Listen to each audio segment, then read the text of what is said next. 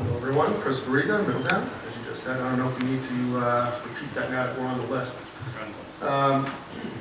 So today I stand before you because of some videos that I saw recently.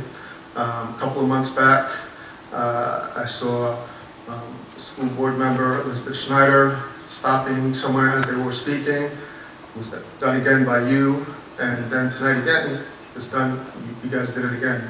So what I would like to know is, what is it that we can or can't say? So just stay within the policy. We have a policy that the majority of the board passed well before I was on this board. It's the same policies at all most school boards. Is something that was written up by the PSBA, and what it is so particularly the policy that we have in place is particular to any actionable item that we're going to vote on this evening. That's really what it's restricted to. We have allowed it to be broader than that because we want to hear from the public.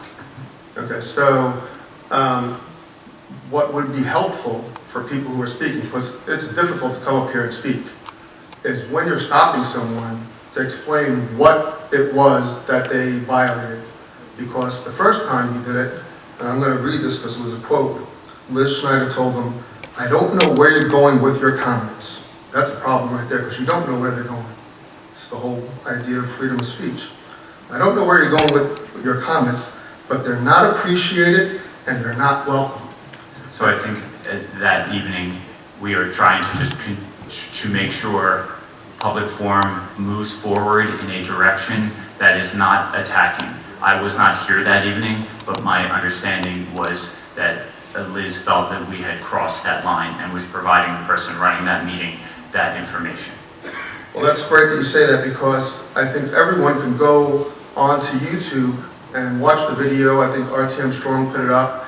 And if you watch the video, you'll see the person who was speaking was being very respectful, very complimentary in the beginning of the speech.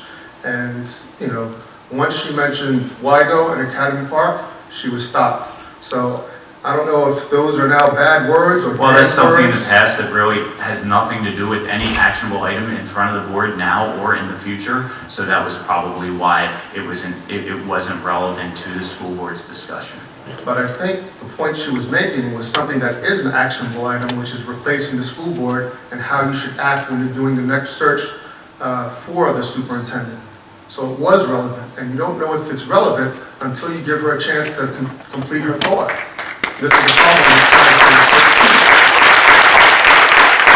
So you have two opportunities, and I'm hoping that I get a little extra time because there was a back and forth here. There's a lot of things that you can do to welcome people to speak. You can stop with having people sign in before they speak. That's not necessary. People can line up and say who they are and where they live.